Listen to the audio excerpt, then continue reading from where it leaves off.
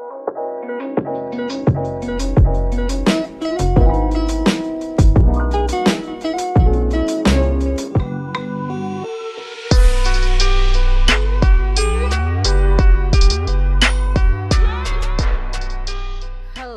beautiful people, welcome back to my YouTube channel. Alam niyo ba yung nasa likod na may dumaan sa kapitbahay namin na nag-walking, nag-exercise. So wala na.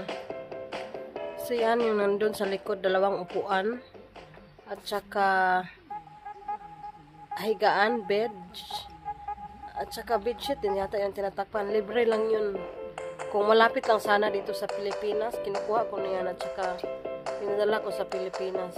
Pero ang problema, mahal ang pamasahe. So yan, dito, pag ayaw mo na ng mga gamit mo, ilagay mo lang sa labas at titingnan ko yan bukas kung nandyan pa ba yan. Or wala na. Yan. Kung sarap kukunin.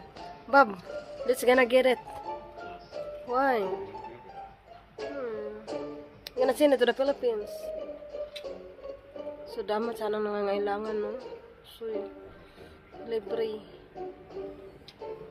Yan dito.